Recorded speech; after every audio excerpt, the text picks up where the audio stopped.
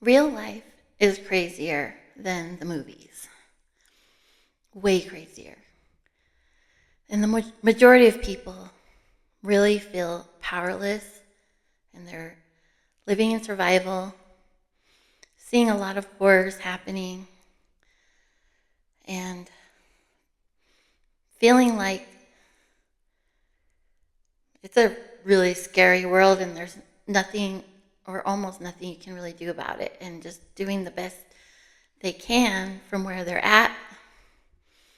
Yet we don't realize that we can do things about it, and that we are the creators of reality, giving our power away out there. And they're really, in a way, in a very actual, real way, there isn't an out there out there. There is, but it's created within, through us. So I'm going to say some things that have been said many times by many brilliant people, many brilliant ways. And I'm going to say it bluntly because we can do so much better than this if we really want to. And instead we're really living ways we don't want to, if you're being honest with yourself. And reality, this isn't spiritual stuff. It's not some separate thing. Spirituality this isn't woo-woo. This is straight up real stuff. This is reality that I'm going to explain what I've come to know about reality. It's not, I know that, okay, the people who talk about this to a lot of other people sound crazy. But the sad thing is the people who talk about this are the ones who are not crazy.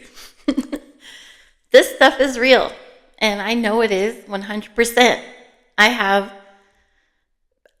just know. It's not like a faith or a hope. This is straight up the way reality works. We create it from within. So I'm going to be blunt about this because it's gotten to a point where if we don't do things better than this and keep giving all our power away, things can get just worse, obviously. If we're making it so bad, we can keep making it worse. So what I wanted to come on here and say is we've all been indoctrined by things. I'm not saying I'm never saying I'm better than anyone else. In fact, no one is better than anyone else. I just happen to be really passionate about this particular subject. And this particular subject has taken me real far in understanding a lot of things that is really helpful to a lot of people. And to not share would be not a good thing to do in my heart. I'd feel bad because it's helpful. We all want to help one another. We do want to serve. Most of us are serving in ways that don't feel good. And we just need to, make ends meet and make money. And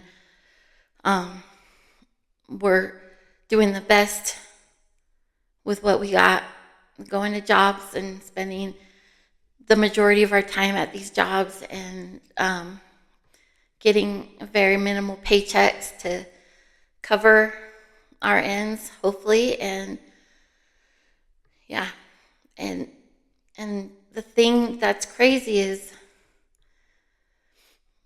we're creating all of this literally and from within. It's like we've made up constructs of society and agreed upon them without actually agreeing upon them. We just think we don't have a choice.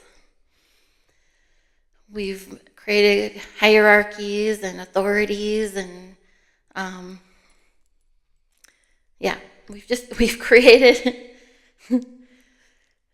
feelings of inferiority and superiority and like competition to get to the top. There's all this weird energy that we've all just indoctrined ourselves to be through perpetuation of other people, and then we're repeating it and repeating these patterns.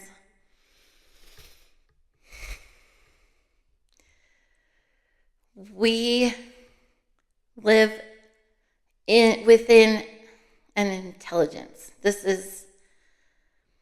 There is a huge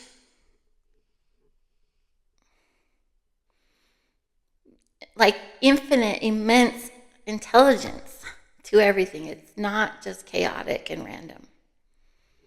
There's intelligence to it that we're all a part of. And this intelligence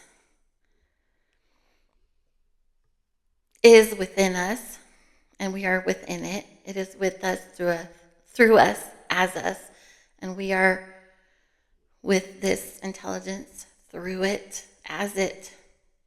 We're within it. It's within us. There's no separation. We're made out of it. Everything is. All things. So some people call it God. Some people are uncomfortable with that name, and they call it Source, and the universe, and infinite intelligence, infinite creator, all there is. All of those are correct. It's all that is. And it is you and me. And we create from within with the power of this intelligence. And we either separate ourselves from it, and then we fight with one another, pulling energy from one another to survive because we separated ourselves from this flow, this force of intelligence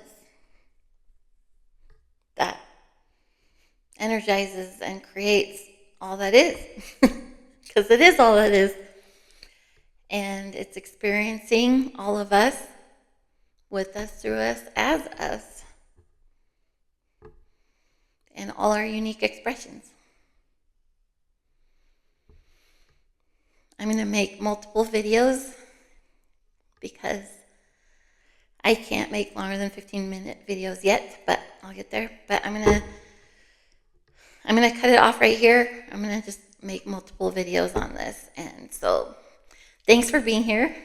This is part 1 of a little series here. I don't know what I'm gonna name it yet, but this is part 1 of a little series, and I'm gonna go into some depths of kind of like, I'm calling this feeling behind what I'm talking about fierce compassion, fierce loving compassion, because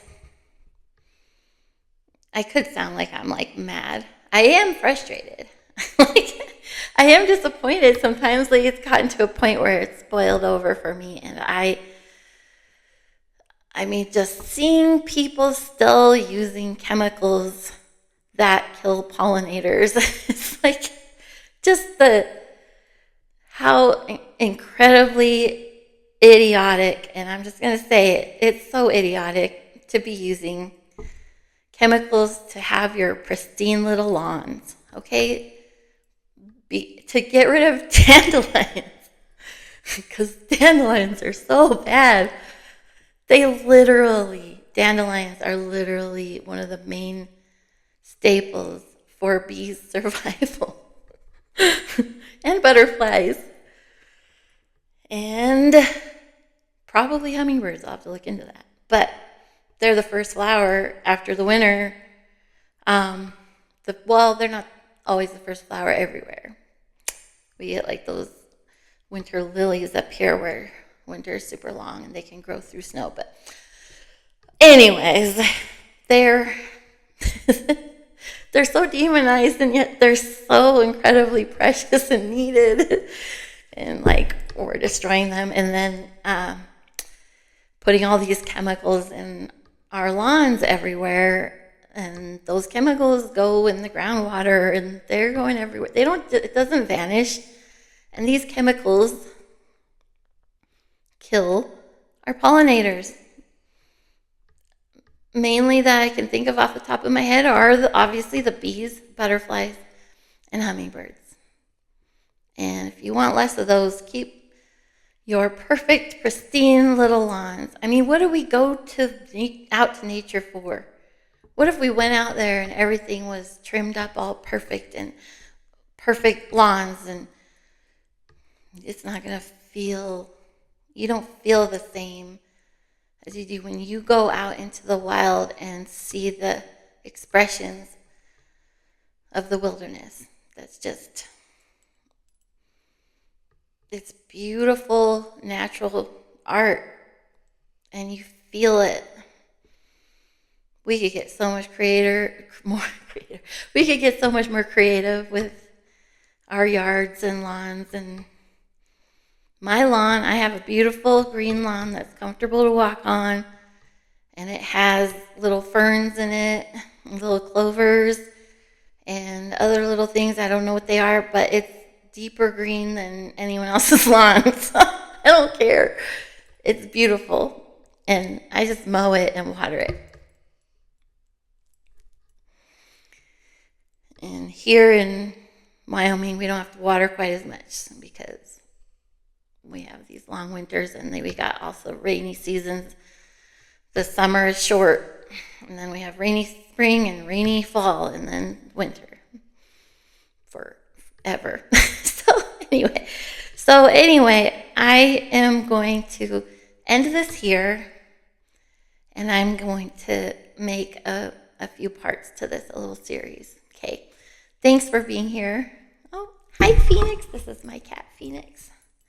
Hi, Phoenix. I have 3 cats and 2 dogs, and I love animals.